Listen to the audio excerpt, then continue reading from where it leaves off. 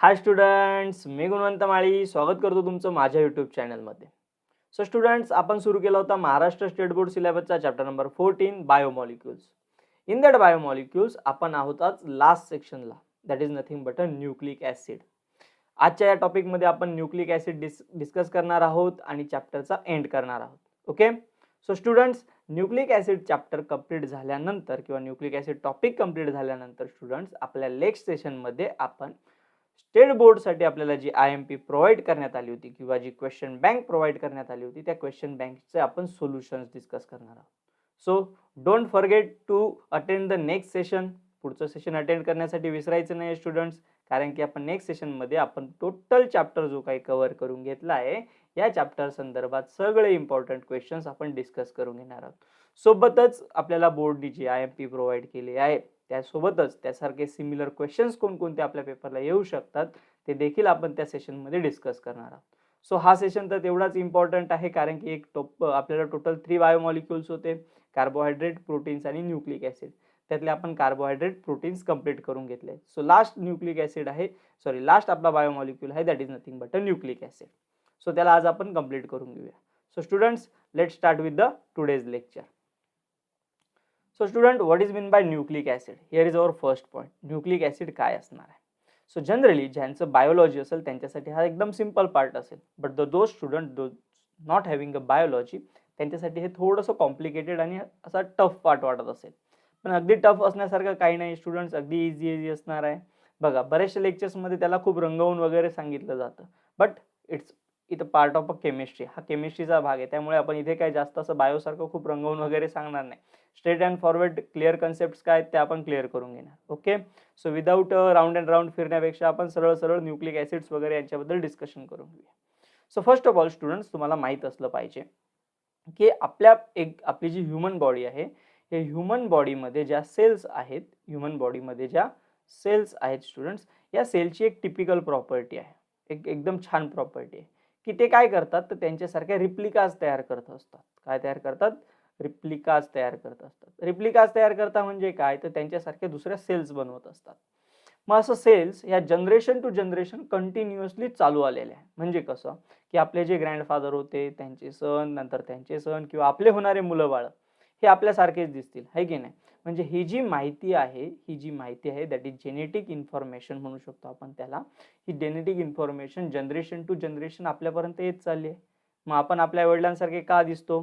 तर आपल्या आईवडिलांचे काही जेनेटिक इन्फॉर्मेशन आपल्यामध्ये ॲज इट इज आली. ओके, आणि ही सगळी जेनेटिक इन्फॉर्मेशन एकाकडून दुसऱ्याकडे पोहोचवण्याचं काम ज्यांनी केलं ते होते न्यूक्लिक ॲसिड्स.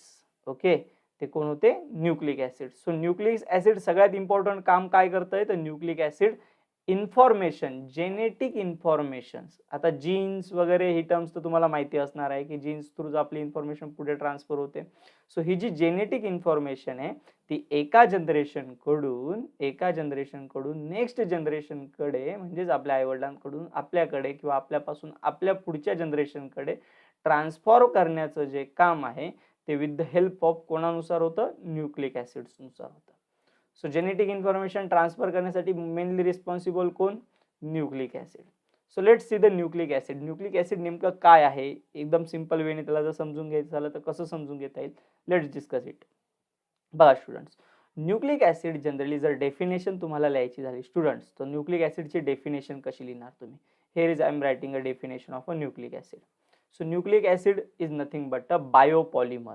जनरली याला काय म्हटलं जातं स्टुडंट्स? बायोपॉलिमर.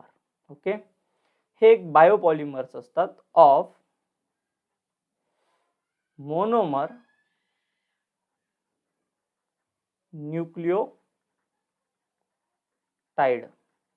ओके, हे बायोपॉलिमर आहे. Bio means what? Which is not synthetic. आपण त्याला बनवू शकत नाही किंवा आपण त्याला बाहेर बनवू शकत नाही. This is all are made in our human body. आपल्या बॉडीमध्येच ते बनणार आहे किंवा लिव्हिंग सेल्समध्ये बनणार आहे. That's why we are called a bio. Polymers तुम्हाला माहिती आहे, पॉलिमर्स म्हणजे काय? हे ते सिंपल मोनोमर्सचे मिळून बनलेले असतात, छोट्या छोट्या मोनोमर्सचे. आणि ते मोनोमर्स कोण असतात रे? न्यूक्लियोटाइड्स असतात. कोण असतात? न्यूक्लियोटाइड्स काय असतात? सो डेफिनेशन काय आहे? The nucleic acid is the biopolymer of a monomers nucleic acid nucleotide. Nucleotide या मोनोमरचे हे काय झाले तर पॉलिमर झाले, that are called nucleic acids. आता जनरली न्यूक्लिक ऍसिड्स, न्यूक्लियोटाइड, आता हे नवीन दोन शब्द तुम्हाला ऐकायला मिळाले इथे. So what is mean by nucleic acid. आता हे न्यूक्लिक ऍसिड म्हणजे काय त्याला आपण इन डिटेल थोडंसं समजून घेऊ. फर्स्ट ऑफ ऑल स्टुडंट्स, जे न्यूक्लिक ऍसिड्स असतात त्यांचे दोन टाईप पडत असतात. ओके, न्यूक्लिक ऍसिडचे दोन टाईप पडतात. एक असतो that is DNA.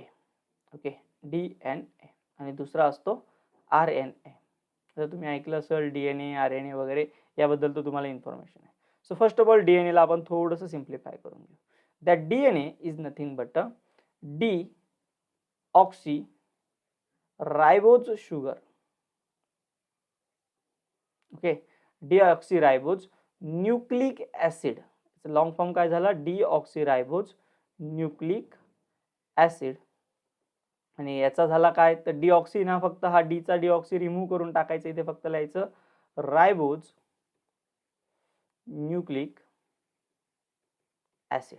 Okay, so DNA आणि RNA. न्यूक्लिक ऍसिडचे मेनली दोन टाईप. न्यूक्लिक ऍसिडचे दोन टाईप कोणते, एक असतो DNA, एक असतो RNA. DNA deoxy ribose nucleic acid, RNA ribose nucleic acid. Okay, so what is mean by deoxy ribose nucleic acid किंवा रायबोज न्यूक्लिक ऍसिड काय असणार आहे ते आपण समजून घेऊ. फर्स्ट ऑफ ऑल, आता त्याच्या अगोदर तुम्हाला माहित असलं पाहिजे what is mean by nucleotide. So students, पहिले आपण समजून घेऊया न्यूक्लियोटाइड काय असणार आहे. Okay, so when we are looking for the nucleotide, so न्यूक्लियोटाइडला जर तुम्हाला सांगायचं झालं ना तर मी तुम्हाला त्याचं स्ट्रक्चर ड्रॉ करून देतो. अगदी सिंपल मॅनरने तुम्ही लक्षात ठेवू शकता what is mean by nucleotide. So nucleotide मध्ये फर्स्ट ऑफ ऑल आपण ड्रॉ करतो एक 5 membered ring. Okay, and in this 5 membered ring, at this position there is a attachment of a one group and there is another attachment of here is group. So generally nucleotide म्हणजे काय तर nucleotide हे असे compounds असतात किंवा असा molecule असतो की ज्यामध्ये तीन घटक मेनली प्रेझेंट असतात. The first one is that circle ज्याला आपण दाखवलाय, that is nothing but a phosphate group. हा असतो phosphate group. The second one is a sugar. हा जो 5 मेंबर्ड रिंग आहे that is called a sugar. आणि इकडे असतो तुमचा बेस. ओके, सो न्यूक्लियोटाइड मध्ये मेनली तीन घटक असतात, फॉस्फेट, शुगर आणि बेस.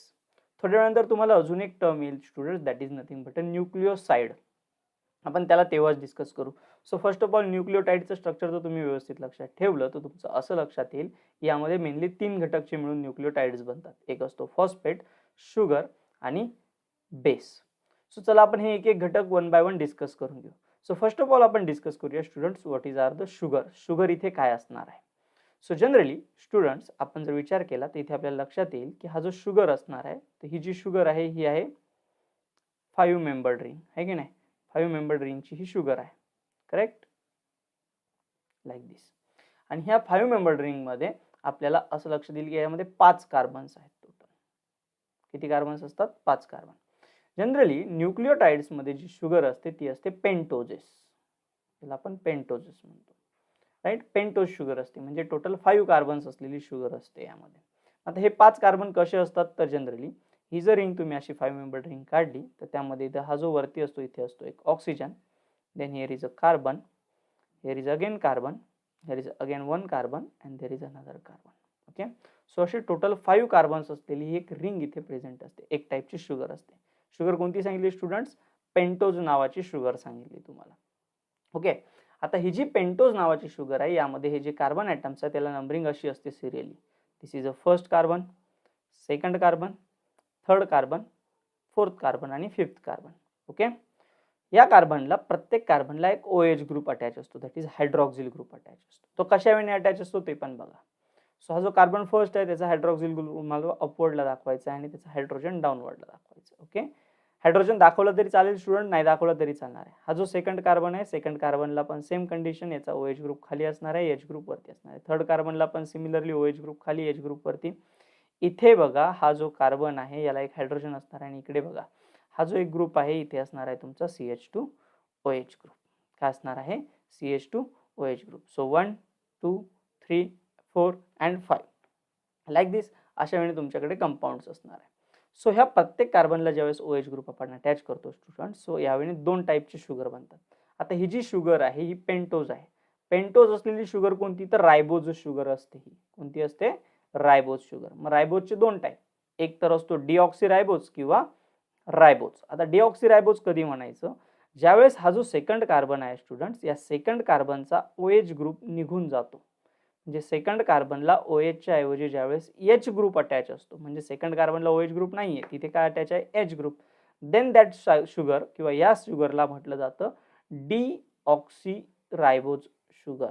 ओके, याला काय म्हटलं जातं, डिऑक्सिरायबोज शुगर. सेकंड कार्बनचा OH ग्रुप जर अब्सेंट असेल then it is called deoxyribose, आणि ज्यावेळेस सेकंड कार्बनला OH ग्रुप प्रेझेंट असेल then it is called ribose sugar. So तुम्हाला आता लक्षात आलं असेल, न्यूक्लियोटाइड मध्ये जो शुगर युनिट असतो तो कोणता असतो, पेंटोज असतो. पेंटोज असलेला शुगर युनिट कोणता, रायबोज. पण रायबोजला नाव कसं असतं, दोन टाईपने, एक तर डिऑक्सिरायबोज असेल किंवा रायबोज असेल. आपण रायबोजचं स्ट्रक्चर इथे ड्रॉ करून घेतलं, सॉरी पेंटोजचं स्ट्रक्चर आपण इथे ड्रॉ केलं. स्ट्रक्चर अगदी इझी होतं बघा, मी तुम्हाला एकदा पुन्हा रिवाइज करून सांगतो स्टुडंट्स. सो एक सिंपल 5 मेंबर रिंग काढायची आहे तुम्हाला. 5 मेंबर रिंग मध्ये प्रत्येक कॉर्नरला काय असणार आहे, कार्बन्स असणार आहे. सो इथे घेतला तुम्ही ऑक्सिजन, या साईडला तुमचा एक कार्बन. हा कार्बन फक्त काय करायचं स्टुडंट्स, H2OH ने ड्रॉ करायचा आहे. सो एक ऑक्सिजन OH ग्रुप वरती, एक OH ग्रुप खाली, इथे पण OH ग्रुप खाली. हा झाला तुमचा शुगर मॉलिक्यूल. हा जो सेकंड कार्बन आहे, सेकंड कार्बनला जो OH ग्रुप असेल तर तुम्ही त्या शुगरला म्हणणार रायबोज शुगर, आणि सेकंड कार्बनला OH च्या ऐवजी जर H ग्रुप असेल तर त्याला म्हणणार तुम्ही डिऑक्सिरायबोज शुगर, डिऑक्सिरायबोज शुगर. सो DNA मध्ये कोणती शुगर असते, डिऑक्सिरायबोज, म्हणजे सेकंड कार्बनला OH ग्रुप नसतो. तर RNA मध्ये जी शुगर असते that is called ribose sugar. This is all about the sugar unit. आता हा झाला शुगर युनिट बद्दल. चला आपण आता नेक्स्ट टॉपिक बघणार, that is nothing but a base. यामध्ये बेस कोणकोणते प्रेझेंट असतात. सो स्टुडंट्स, आपण आत्ताच थोड्या वेळपूर्वी डिस्कस केलं की न्यूक्लियोटाइड्स काय होते आणि न्यूक्लियोसाइड्स काय होते. सो न्यूक्लियोटाइड मध्ये आपण जनरली स्ट्रक्चर्स कसं ड्रॉ केलं बघा. बेस बद्दल आपण डिस्कस करणार आहोत. जनरली मी तुम्हाला फक्त न्यूक्लियोसाइड आणि न्यूक्लियोटाइड बद्दल थोडंसं सांगून देतो. सो ज्यावेळेस आपण न्यूक्लियोटाइड ड्रॉ करतो स्टुडंट्स, आपण एक बेसिक स्ट्रक्चर असं ड्रॉ केलं होतं, करेक्ट. यामध्ये इथे होता एक बेस आणि या साईडला होता एक फॉस्फेट ग्रुप, करेक्ट. असं होतं न्यूक्लियोटाइडचं structure. In case of nucleoside, nucleoside मध्ये गंमत फक्त एकच असते स्टुडंट्स, की यामध्ये असं सेम कार्बन असतो, म्हणजे 5 मेंबर रिंग असते, दॅट इज रायबोजची, राईट, रायबोज टाईपची किंवा डिऑक्सिरायबोजची, आणि इथे असतो तुमचा एक बेस. आणि इथे फक्त हा जो फॉस्फेट ग्रुप असतो, हा फॉस्फेट ग्रुप अब्सेंट असतो न्यूक्लियोसाइड्स मध्ये. दोघांमधला बेसिक डिफरन्स फक्त एकच आहे की यामध्ये फॉस्फेट ग्रुप असतो, हा जो असेल हा फॉस्फेट ग्रुप असणार आहे, तर यामध्ये तो फॉस्फेट ग्रुप अब्सेंट असतो न्यूक्लियोसाइड्स मध्ये. This is a basic difference between the nucleotide and nucleosides. So in case of a nucleotide, आपण आता डिस्कस केलं students what are the sugar. Sugar काय होते, शुगरचे किती मॉलिक्युल्स होते, करेक्ट. कोणती शुगर यूज केली होती आपण इथे, पेंटोज शुगर यूज केली होती, कारण की 5 मेंबर रिंग आहे ना तिथे, पेंटोज शुगर यूज केली होती. त्यामुळे टोटल कार्बन्स किती होते स्टुडंट्स, 5 कार्बनची रिंग होती आणि एक होता oxygen. Let's discuss with the base. आता इथे पण बेस डिस्कस करून घेऊया. सो जनरली यामध्ये जे बेस यूज केले जातात स्टुडंट्स, हे नायट्रोजन कंटेनिंग बेस असतात. नायट्रोजन कंटेनिंग बेस असतात. नायट्रोजन कंटेनिंग बेस म्हणजे असे बेस की ज्यांच्यामध्ये नायट्रोजन्स असणार आहे. पण हे जे टोटल बेस असतात हे टोटल 5 बेस असतात, म्हणजे 5 बेसेस प्रेझेंट असतात. हे 5 बेसेस आपण वेगवेगळ्या क्लासिफिकेशन नुसार म्हणजे 2 टाइप मध्ये क्लासिफाय केले. यांचं क्लासिफिकेशन असं केलं की 3 टाइप इकडे घेतले आणि 2 टाइप इकडे घेतले. ओके. सो जनरली जे 3 टाइप्स मध्ये आले त्यांना म्हटलं जातं पिरिमिडिन्स. ओके. आणि जे इकडे आले 2 टाइप मध्ये ते होते प्युरिन्स. तर तुम्ही म्हणणार सर हे प्युरिन्स आणि पिरिमिडिन्स काय. तर जनरली लक्षात ठेवायचं स्टुडंट्स, ज्या कार्बन मध्ये किंवा ज्या बेसिस मध्ये एक सिंगल रिंग प्रेझेंट असते, राईट, ते झाले तुमचे पिरिमिडिन्स. आणि ज्यामध्ये जशी डबल रिंग प्रेझेंट असते, म्हणजे एक असते 5 मेंबर रिंग, ओके, एक असते 5 मेंबर रिंग आणि एक असते 6 मेंबर रिंग. अशा डबल रिंग ज्या कार्बन मध्ये ज्या बेस मध्ये प्रेझेंट असतात त्यांना म्हटलं जातं प्युरिन्स. तर ज्यामध्ये सिंगल मेंबर रिंग असतात पिरिमिडिन्स. हे जे टोटल 5 बेसेस असतात नायट्रोजन कंटेनिंग, हे 5 बेसेस 2 टाइप मध्ये क्लासिफाय केले गेले. काही होते पिरिमिडिन्स तर काही होते प्युरिन्स. प्युरिन्स कोणते की ज्यांच्यामध्ये डबल रिंग प्रेझेंट आहे, आणि पिरिमिडिन्स कोणते तर ज्यांच्यामध्ये सिंगल रिंग प्रेझेंट आहे. किती पिरिमिडिन्स आहेत तर टोटल 3 पिरिमिडिन्स आहेत. आणि प्युरिन्स किती आहेत तर टोटल 2 प्युरिन्स आहेत. आता पिरिमिडिन्स आणि प्युरिन्स यांची नावं खालीलप्रमाणे, ते डिस्कस करून घेऊ आपण. पिरिमिडिन्स जे आहेत ते आहे CUT. CUT म्हणजे काय तर C म्हणजे काय तर सायटोसिन, ओके. U म्हणजे काय तर युरॅसिल, T म्हणजे काय तर थायमिन, ओके. हे 3 प्रकारचे बेस इथे प्रेझेंट असणार आहे. या प्रत्येकामध्ये सिंगल रिंग असणार आहे, प्रत्येकामध्ये काय असणार आहे सिंगल रिंग असणार आहे, आणि प्रत्येकामध्ये काय असणार आहे नायट्रोजन असणार आहे. सो प्युरिन्स मध्ये दोन असणार आहे, एक असणार आहे स्टुडंट्स ॲडिनाइन, ओके, आणि दुसरा असेल तुमचा ग्वानाइन. ओके, ॲडिनाइन आणि ग्वानाइन नावाचे दोन बेसेस इथे प्रेझेंट असतील आणि या दोघांमध्ये जी रिंग असणार आहे ती डबल रिंग असणार आहे. ओके, लक्षात ठेवायचं स्टुडंट्स. मग टोटल 5 बेसेस आहेत, 5 प्रकारचे बेस प्रेझेंट असतील. काही असतील सायटोसिन, युरॅसिल आणि थायमिन. यांना आपण पिरिमिडिन्स म्हणणार कारण की यांच्यामध्ये एकच रिंग प्रेझेंट आहे. दोन उरले कोणते तर ॲडिनाइन आणि ग्वानाइन. यांच्यामध्ये किती रिंग्स आहेत? 2 रिंग्स आहेत. यांना आपण म्हणणार प्युरिन्स. सो लाईक दिस प्युरिन्स आणि पिरिमिडिन्स असे 2 टाईप पडत असणार आहे बेसचे. सो हे डिस्कस केलं आपण स्टुडंट बेस बद्दल. ओके, आणि थोड्या वेळपूर्वी आपण डिस्कस केलं शुगर बद्दल. ओके, आता हा जो फॉस्फेट ग्रुप असणार आहे स्टुडंट्स, फॉस्फेट ग्रुप आपल्याला टेक्स्टबुक मध्ये पण एवढा प्रॉपरली एक्सप्लेन केला गेलेला नाहीये. सो आपण त्याचं बी टेन्शन घेणार नाही, बट मी तुम्हाला फॉस्फेट ग्रुप कॉमनली कसा असणार आहे ते डिस्कस करून दाखवतो. फॉस्फेट ग्रुप हायली पोलर असतो. पोलर का असतो तो पण सांगतो. फॉस्फेट ग्रुपचं स्ट्रक्चर असं असतं स्टुडंट्स, मी त्याला सर्कलमध्येच दाखवतो जेणेकरून तुम्हाला लवकर लक्षात येईल. तो अशा वेळी असतो, सेंटरला असतो एक फॉस्फरसचा molecule atom, sorry, this phosphorus atom is attached to the 4 oxygen atoms. हा 4 ऑक्सिजन ॲटम्सला अटॅच असतो आणि या साईडला एक ऑक्सिजन ॲटम आणि हा पुढे कार्बनला अटॅच, तुमच्या ह्या साईडला चेनला अटॅच असणार आहे इकडे पुढे continue. So this is the phosphorus. हा झाला तुमचा फॉस्फेट मॉलिक्यूल. हा हायली पोलर आहे. का माहिती का त्यांनी? कारण की याच्याकडे 2-2 ऑक्सिजन असेल की ज्यांची व्हॅलेन्सी मेंटेन नाही, निगेटिव्हली चार्ज 2-2 ऑक्सिजन्स आहे, त्यामुळे तो हायली पोलर मॉलिक्यूल असणार आहे फॉस्फेट. ओके, सो अशा वेळी फॉस्फेट ग्रुप असतो. न्यूक्लियोटाइडमध्ये तो फॉस्फेट ग्रुप प्रेझेंट असतो, तर न्यूक्लियोसाइडमध्ये तो फॉस्फेट ग्रुप अब्सेंट असतो. पण न्यूक्लियोटाइडला अजून असं सुद्धा म्हटलं जातं बरं का, न्यूक्लियोटाइडला असं पण म्हटलं जातं की nucleoside plus phosphate. Okay, nucleoside plus phosphate या दोघांची ॲडिशन केली तर तुम्हाला काय मिळणार? न्यूक्लियोटाइड. कारण की याच्यात न्यूक्लियोसाइडचा सुद्धा मॉलिक्यूल प्रेझेंट आहे आणि त्यामध्ये अजून एक्स्ट्रा थिंग म्हणजे काय प्रेझेंट आहे? फॉस्फेट ग्रुप देखील प्रेझेंट आहे. So like this is the structure of a nucleotide. हे झाले तुमचे न्यूक्लियोटाइड. स्टुडंट्स, तुम्ही एवढे स्ट्रक्चर्स व्यवस्थित प्रिपेअर करतायत तर तुम्हाला कुठलाही प्रॉब्लेम येणार नाहीये स्टुडंट्स. अगदी सिंपल वेने तुम्हाला विचारला जाणार आहे पेपरला. सो टेन्शन घ्यायचं नाही. न्यूक्लियोसाइड आणि न्यूक्लियोटाइड्स एवढा हार्ड टॉपिक नाहीये, तो केमिस्ट्री रिलेटेड आहे. दॅट्स वाय केमिस्ट्रीमध्ये तुम्हाला जास्त एवढे इन डिटेल बायोलॉजी विचारणार नाही. But one thing is remember, काही टर्म्स तुम्हाला अशा आहेत की ते लक्षात ठेवावे लागतील. काही छोटे छोटे क्वेश्चन्स असतील ते देखील तुम्हाला विचारले जातील. तर आता क्वेश्चन्स कोणकोणते विचारले जातील? तर फर्स्ट ऑफ ऑल न्यूक्लियोटाइड काय आहेत? तर न्यूक्लियोटाइड काय आहेत? तर न्यूक्लियोटाइड म्हणजे काय? तर ही अशी एक रिंग असणार आहे की ज्याच्यामध्ये एक शुगर, एक बेस आणि एक फॉस्फेट ग्रुप असणार आहे. न्यूक्लियोसाइड्स काय? तर ज्यांच्यामध्ये शुगर आणि एक बेस प्रेझेंट असणार आहे. बेसेस किती टाईपचे आहेत? तर 2 टाईपचे आहेत, प्युरिन्स आणि पिरिमिडिन्स. पिरिमिडिन्स बेस कोणकोणते? तर सायटोसिन, युरॅसिल आणि thiamine.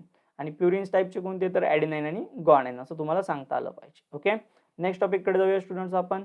Here is our next topic, that is structure of nucleic acid. आता हे न्यूक्लिक ऍसिडचं आपल्याला स्ट्रक्चर ड्रॉ करायचं आहे, बट इन डिटेल स्ट्रक्चर आपल्याला ओमिट झालेलं आहे students. So in detail structure आपण इथे बघणार नाही, बट क्वेश्चन कसा येऊ शकतो, इम्पॉर्टंट क्वेश्चन कसा येणार आपण ते डिस्कस करून घेणार आहे.